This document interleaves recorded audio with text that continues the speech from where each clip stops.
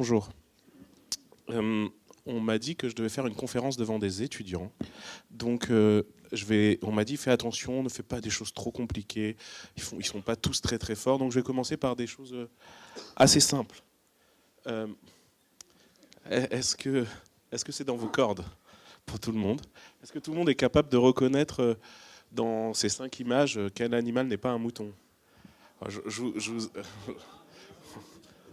Je vous évite l'affront de vous avoir donné des boîtiers à tous pour vous permettre de voter. Mais imaginons que vous l'aviez fait, eh ben, vous aurez sûrement, à part ceux qui veulent bien faire une blague, voté le cheval en majorité. Maintenant, je vais vous poser une question un petit peu plus difficile. Mais là, ça rigole moins d'un coup. Hein. Faites moins les malins. Hein. Okay, on ne va pas rester au même niveau quand même pendant toute la conférence. Alors là, maintenant, c'est lequel? Je vous écoute. Ah, le D, ouais, parce qu'il a une sale tête. Ça, c'est directement un délit de faciès. Alors, en fait, la réponse, elle est pas celle qu'on croit au début, parce que quand j'ai fait voter aux gens, ils votaient comme vous, le D, quoi. Et en fait, la vraie réponse... Oh là là, j'ai été trop vite. J'ai sauté un slide, je crois. Ah bon, je vois pas la réponse. La vraie réponse, c'est le C. Le C, c'est un mouton néo-zélandais. Alors, je vais vous rassurer un peu. J'ai posé cette question à des amis vétérinaires. Ils ne savaient pas répondre non plus. Donc, pourtant, c'est leur métier de savoir reconnaître des moutons, d'autres animaux. Donc, ils savaient répondre à la première question, à peu près bien. Mais celle-là, non. Pourquoi je vous parle de ça? En fait, est-ce que vous êtes capable d'expliquer maintenant quel a été le mécanisme dans votre tête qui vous a permis de reconnaître qu'un mouton était un mouton et n'était pas un cheval? Est-ce que vous êtes capable d'imaginer toutes les actions qui se sont passées dans votre cerveau qui vous permettent de dire « Ok, ça c'est un cheval ». La taille, la couleur, la forme du poil, la taille du museau, etc. etc. Pourquoi là vous n'y arrivez pas? Parce que pour vous, depuis que vous êtes petit, on vous a appris que tout ça, c'était des moutons. Vous le reconnaissez à peu près, c'est un mouton, ou on vous montre une photo de cela, on vous dit que c'est un mouton. D'avoir la finesse, la granularité de distinction entre le mouton B et le mouton C, il faut avoir énormément de données. Il faut savoir pouvoir distinguer des choses de manière très très fine. Et c'est ça qui est difficile. C'est ça que essayent aujourd'hui de reproduire les machines dans ce qu'on appelle quelque chose qui s'appelle le machine learning. Donc c'est des mots que vous avez dû entendre, en tout cas que vous entendez quand on vous parle de big data, on vous parle d'apprentissage, on vous parle de machine learning. Le machine learning, c'est quoi? C'est essayer de reproduire le comportement de votre cerveau quand il veut apprendre des choses. Et comment ça se passe quand il veut apprendre des choses? Comment ça se passe quand il veut distinguer deux choses qui sont clairement ressemblantes? Parce que distinguer un mouton d'un cheval, c'est simple. Distinguer un mouton européen d'un mouton néo-zélandais, c'est pas simple. Alors le machine learning, c'est une discipline qui a 50 ans. Il y a plein d'applications en théorie des jeux, en fraude, ça a 50 ans. Et c'est redevenu à la mode ces 10 dernières années. Pourquoi? Parce que le big data a permis de le remettre à la mode. Parce que grâce au big data, on est capable de distinguer des choses très fines. Grâce à l'avènement d'énormément de données, grâce au traitement possible d'énormément de données, on est capable de distinguer des choses très fines. Si je mets dans une salle, ici on doit être 200 personnes, si je mets dans une salle 200 personnes, je suis capable de distinguer les hommes des femmes. Mais je ne suis pas capable de distinguer les gens de 23 ans que des gens de 26 ans. J'en sais rien. Pour pouvoir distinguer ce niveau de finesse, j'ai besoin pas de 200 personnes, mais 2 millions de personnes ou 200 millions de personnes qui vont me permettre de dire en fait, le vieillissement de la peau, le vieillissement des dents, ça me permet de savoir à quel âge précis vous avez. Donc, pour pouvoir distinguer finement les choses, j'ai besoin d'énormément de données. Donc pour pouvoir faire du machine learning efficace et distinguer des choses qui sont proches, j'ai besoin d'énormément de données et j'ai besoin de pouvoir les traiter. Et c'est pour ça que le big data, il sert à reproduire, il sert à aider l'apprentissage. Donc ça, c'était mon message introductif. Mon but, c'est d'essayer en 2 slides de vous expliquer comment ça fonctionne à la fois l'apprentissage et à la fois le big data. Donc c'est un grand enjeu, mais vous allez être concentrés, je vais essayer de faire des choses simples, et vous avez le droit de m'interrompre si c'est pas clair. comment fonctionne un algorithme d'apprentissage en général. Donc comment un ordinateur reproduit le cerveau humain, c'est quoi son mécanisme. D'abord, il prend des données, beaucoup de données. Donc 1 million de photos d'animaux. Ça, c'est mes données, je les ai là. Première étape, j'en prends 200 000 sur ces 1 million, je les mets dans ma poche pour plus tard. Je vous expliquerai à quoi elles me serviront. Une fois que je fais ça, je choisis un modèle. Donc je ne vais pas insister sur ce point-là, mais je choisis un modèle qui va me permettre de reconnaître un mouton, un cheval, un âne, une brebis, etc. etc. Et j'entraîne mon ordinateur. Comment j'entraîne mon ordinateur? Je lui dis, regarde cette photo, c'est un mouton. Regarde cette photo, c'est un cheval. Regarde cette photo, etc. etc. Sur les 800 000 photos qui restent. Et puis, je lui dis, OK, dans un animal, il y a des caractéristiques. Il y a la taille des pattes, il y a la forme des oreilles, il y a la couleur de la peau, etc., etc., etc. Et je lui dis quelles sont les caractéristiques importantes. C'est cette étape qui s'appelle Feature Selection. Je lui dis, voilà, ça c'est les caractéristiques que je pense qui vont être importantes pour distinguer, et ça c'est les caractéristiques qu'on met de côté. Et puis, il me sort un modèle. Il me dit, OK, il me sort une formule qui me dit, OK, si cette formule, elle vaut moins que 0,8, c'est un mouton. Si cette formule, elle vaut plus que 0,8, c'est pas un mouton. Et là, je ressors mes 200 000 que j'avais mis dans la poche et je vérifie cette formule sur les 200 000. Et je continue à améliorer le modèle. C'est un cycle. Donc, je continue à améliorer, à affiner. Donc ça, c'est comment marche de manière haut niveau un algorithme d'apprentissage, quel qu'il soit. Deuxième slide, si j'arrive à faire les deux. Deuxième slide, c'est qu'est-ce que c'est le big data? On a un slide. Alors, le big data, il y a plein de définitions, vous allez en entendre partout. 3V, 4V, le volume, la vitesse, etc. Ce que je voudrais vous expliquer, c'est un petit slide scientifique de comment marche l'algorithme qui est derrière le big data et qui s'appelle MapReduce, qui a été inventé conjointement il y a une dizaine d'années par Google et Yahoo. Donc comment ça marche? Imaginez que vous avez une bibliothèque avec plein de livres et vous voulez compter le nombre d'occurrences des mots-clés dans les livres. Donc vous voulez savoir combien de fois dans chacun des livres que vous avez apparaissent les mots qui sont là. Donc qu'est-ce que vous faites? Première étape, voilà, j'ai plein de gens ici qui sont capables de lire les livres et à chacun d'entre vous, je vais vous donner un paquet de livres. Donc je vous donne un paquet de livres, je vous donne un paquet de livres, je vous donne un paquet de livres. Donc je distribue les livres et chacun dans son coin va faire ce boulot. Donc il va compter, il va mettre des petits bâtons à chaque fois qu'il voit les mots-clés. Ça, c'est la partie qui s'appelle map. Une fois qu'on a fini cette partie, je vous change de rôle et à chacun, je vous donne un mot. Je vous dis, vous devez vous occuper des moutons, vous des chèvres, vous des chevaux. Et chacun envoie les informations à la machine qui doit s'occuper du mot en question. Et donc j'envoie mes informations à chacune des machines et ensuite je fais la somme et j'ai le comptage de mots-clés.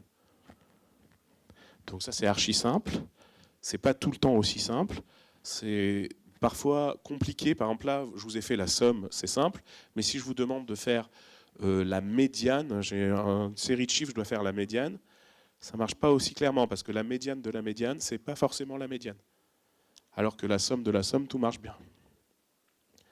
Si je vous ai perdu, il faut faire genre des grands signes ou quelque chose comme ça pour être sûr que... Ok, donc ça, c'est le boulot des data scientists, c'est d'essayer de faire des algorithmes qui permettent de distribuer à tout le monde ces calculs et ensuite de récupérer les résultats de manière plus efficace. Donc, à quoi ça sert tout ça? Parce que compter les moutons, c'est un acte qui sert à rien, mais aujourd'hui, reconnaître, c'est ce qu'on fait tous les jours dans nos boulots. Reconnaître un client, reconnaître un futur acheteur, reconnaître un early adopter. Si j'ai une start-up, je veux être capable de savoir si je dois faire mon produit pour cette personne ou pour cette personne, catégoriser les gens, ou bien même prédire un fraudeur, prédire une panne, prédire un futur client mécontent qui va partir. Tous ces sujets-là révèlent d'un grand mot qui s'appelle la reconnaissance et qui s'appelle l'apprentissage. C'est pour ça que c'est un sujet essentiel. Savoir catégoriser les gens qui vont m'acheter, savoir catégoriser les choses qui sont des fraudes, savoir catégoriser les éléments qui vont amener à une panne, tout ça, ça fait partie de l'apprentissage. J'ai un dernier slide pour vous présenter tous les cas d'usage possibles de l'apprentissage et donc du big data qui sont derrière l'apprentissage. Donc là, si vous êtes intéressé par un de ces sujets, ok. Dans l'industrie, on fait beaucoup de maintenance préventive. Dans les médias, on fait de la personnalisation de programmes. Si vous êtes abonné à Canal+, il y a une offre qui s'appelle Eureka, je crois, et qui vous permet d'adapter vos programmes à ce que vous avez l'habitude de voir. Donc il apprend de ce que vous voyez. Dans les télécoms, on fait de la réduction de churn, c'est-à-dire les gens qui risquent de changer de prestataire téléphonique, et on essaye de les identifier le plus tôt possible pour adapter leur offre à ce qu'on fait. Donc ça, c'est tous les cas d'usage possibles pour l'apprentissage. Et pour illustrer tout ça, je vais laisser la parole à Lorraine. Lorraine, c'est l'assassin de Dr House. Donc soyez indulgents avec elle parce qu'elle est un peu timide. Donc c'est elle qui va vous raconter un petit peu un cas d'usage plus précis.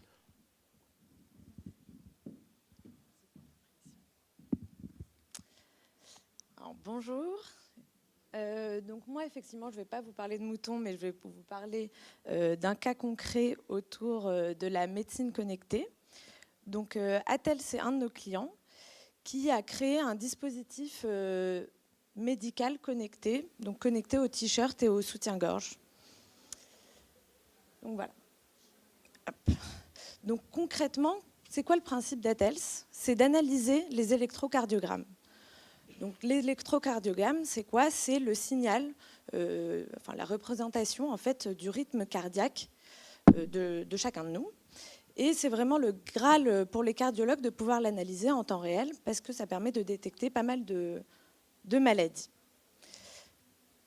Donc voilà, donc là par exemple, on peut observer un électrocardiogramme normal en haut et un électrocardiogramme qui fait preuve d'une arythmie, qui est une fibrillation auriculaire. Bon, je ne connaissais pas ça avant, mais je connais maintenant. Donc c'est quoi le principe vraiment concrètement de Atels? Atels a mis en place 2 brevets. Un brevet d'abord autour du capteur qui est intégré donc au t-shirt ou au soutien-gorge en fonction des usages et du sexe de la personne forcément, et qui est vraiment intégré dans le tissu, qui est lavable, qui est étirable et qui peut se porter vraiment tous les jours, qui doit vraiment être proche du cœur pour pouvoir capter en fait au mieux le signal du rythme du cœur.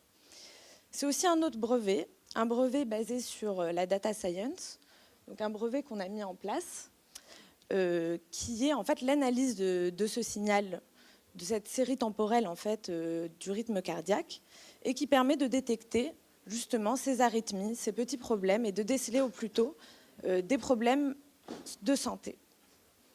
Concrètement, comment ça marche? Donc la personne qui a son t-shirt ou son soutien-gorge connecté le porte toute la journée et régulièrement, il récolte en fait les données qui vont passer en fait, qui vont être envoyées à travers le téléphone portable de la personne à un serveur, à une plateforme qu'on a mis en place, qui a donc l'algorithme d'analyse de data science qui permet de détecter justement les problèmes d'arythmie et qui analyse en temps réel en fait, les signaux récoltés. Qu'est-ce qui se passe? Dès que l'algorithme détecte un petit problème, il l'envoie à un vrai médecin qui là va qualifier en fait, est-ce que c'est vraiment une urgence, est-ce que c'est pas une urgence, voilà. Et en fait, ce que le médecin va détecter va être directement renvoyé à la plateforme pour améliorer en continu l'algorithme, donc selon les principes qu'a définis Stéphane auparavant. Et en cas de problème, on envoie directement un SMS en temps réel à la personne avec une action, aller à l'hôpital ou autre, selon le cas, et un envoi d'un message à son médecin traitant pour garder le suivi du patient. Donc, à quoi ça sert concrètement et en quoi c'est une révolution, ce dispositif? C'est que ça permet de détecter en amont des maladies qui sont asymptomatiques. Par exemple, la mort subite du nourrisson, un AVC ou un infarctus, c'est des choses qu'on ne peut pas détecter, qui n'ont pas vraiment de symptômes, qu'on ne peut pas observer, qu'on ne peut pas voir. Et du coup, grâce à ce dispositif et à cet objet connecté, on peut les détecter en amont et donc les traiter. Donc voilà, c'est une nouvelle ère pour les médecins. Et pourquoi Stéphane me disait que j'avais tué Dr House? C'est que maintenant, les médecins ne vont plus être dans le diagnostic, vraiment, ils vont être en aval. Une fois que un algorithme, un dispositif de ce genre va pouvoir détecter certains symptômes non visibles et non observables, le médecin va être plus dans la guérison du patient. Donc je ne sais pas si vous avez des questions sur la partie de Stéphane ou sur la mienne. Oui.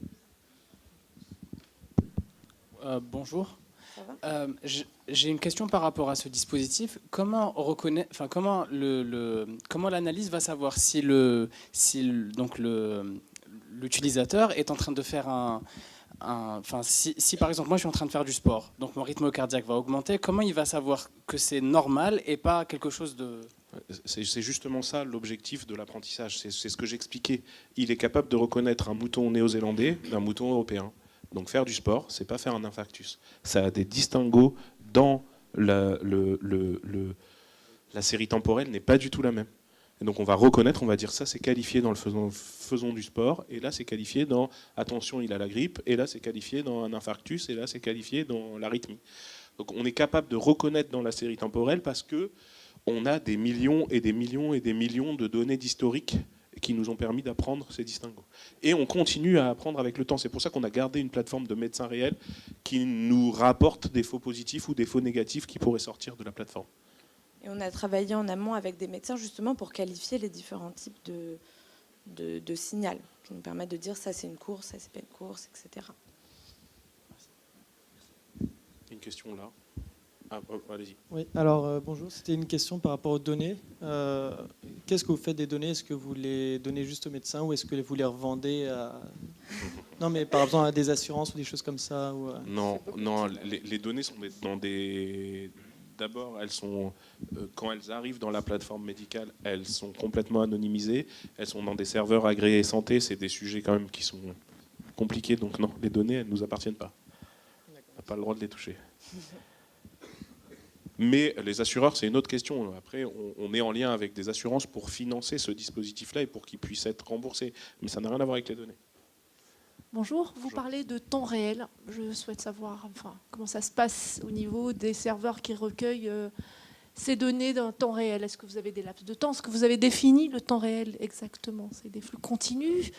C'est des flux continus. Flux continus et il y a un traitement automatique? Oui, c'est des flux continus avec un traitement automatique. C'est pas continu. En minutes. Non, alors si on peut parler de technique, oui, c'est du Spark Streaming qui récupère les choses qui sont derrière. C'est des flux continus. C'est du streaming, quoi. Ok.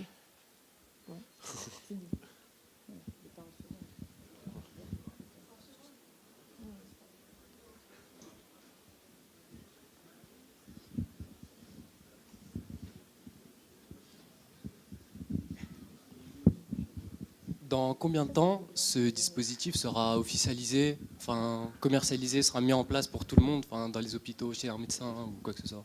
Alors, avant la fin de l'année, il y aura des centaines de prototypes qui vont être mis en place avec la plateforme qui fonctionne. Donc ça, c'est avant la fin de l'année. Après, commercialiser grand public à ce niveau-là, c'est plutôt 2017. D'accord.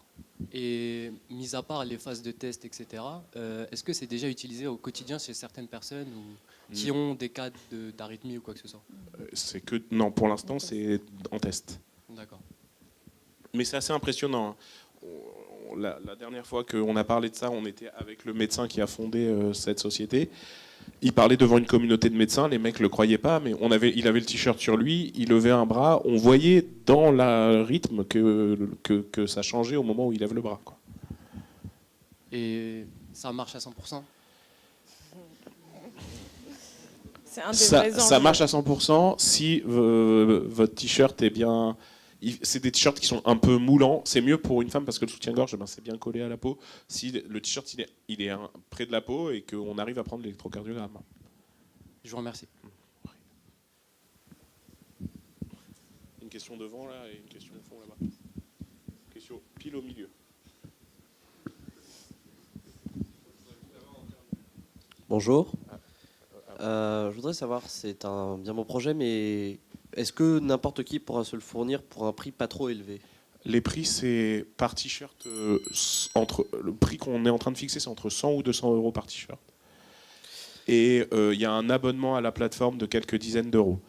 Et le business model derrière tout ça, ça serait quand même que ça soit remboursé par l'assurance, ce genre de choses. Mais ça, on ne sait pas quand ce sera. Mais c'est abordable. L'idée, c'est d'en acheter 2-3 des t-shirts parce qu'il faut quand même les laver. Et voilà. Et ça se recharge sur des cintres. Français. C'est un projet français, c'est French Tech. Ils sont à Aix-en-Provence. Ils sont venus nous voir, ils avaient déjà le brevet tissé. Nous, on est venus pour la partie technologique. Donc on a financé avec eux la partie technologique, mais le brevet de l'électrode tissée dans le tissu, ils l'avaient déjà depuis longtemps. C'était déjà des chercheurs. Bonjour. Donc, vous avez parlé du rechargement. Donc, ça se passe comment pour la batterie, les choses comme ça? Parce que vu que c'est un composant, forcément, on doit l'alimenter. Alors, l'électrode, d'abord, c'est quelque chose de passif. Donc, c'est passif, donc il n'y a pas besoin de le charger en continu. Après, ça se recharge sur un cintre. Le seul élément qu'on a besoin, la seule batterie dont on a besoin, c'est pour envoyer les infos de l'électrode vers le téléphone portable et vers la plateforme. Et donc cette batterie, c'est une sorte de... j'ai pas une photo là, mais c'est une sorte de petite... la taille d'une pièce de monnaie qui se met en bas du t-shirt et qui est à l'intérieur du t-shirt. D'accord, merci.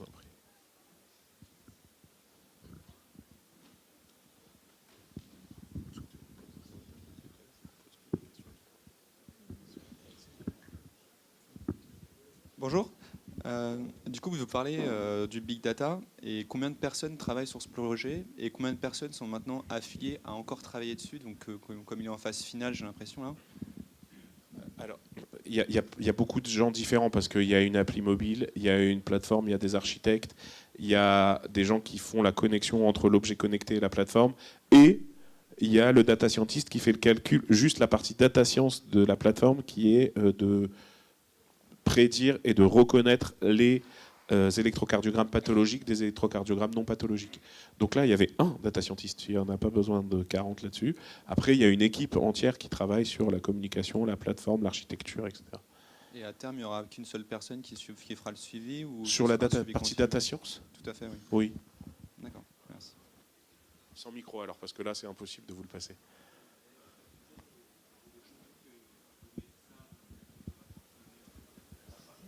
C'est elle qui l'a dit. Non.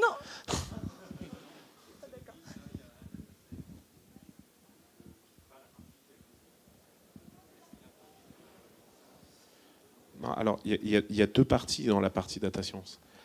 Il y a la partie d'avant, c'est l'apprentissage. Donc, pour apprendre, il faut d'abord qu'il y ait un sachant qui lui dise ça, c'est ça, ça, c'est ça, ça, c'est ça, ça, c'est ça, ça. Il y a le médecin qui est là. Une fois qu'il a fait ça, la machine, elle est capable de reconnaître et de distinguer sans qu'il ait besoin de revenir et de regarder les choses. Donc il y a la partie d'apprentissage et après quand ça tourne tout seul, ça tourne tout seul. Mais on a toujours besoin d'un sachant au démarrage de la phase d'apprentissage. On a quand même un peu de temps avant que les médecins disparaissent. C'est mon avis.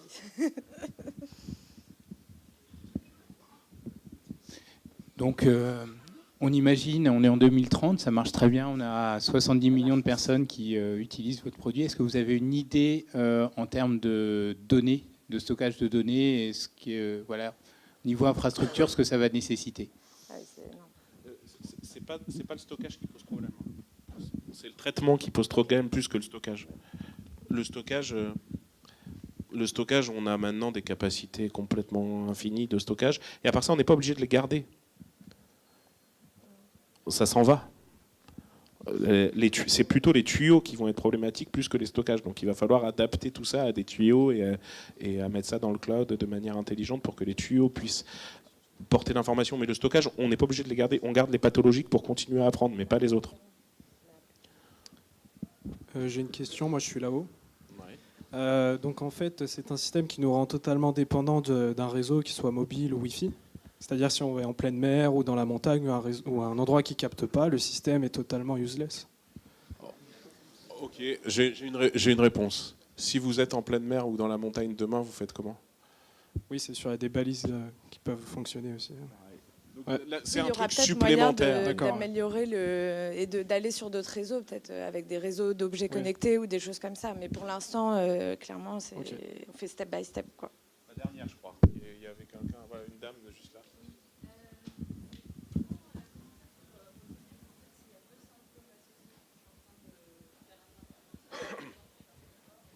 Ok, ça c'est aussi un des exercices des data scientists parce qu'il faut, dans les séries temporelles, on doit être capable de distinguer une somme de deux symptômes.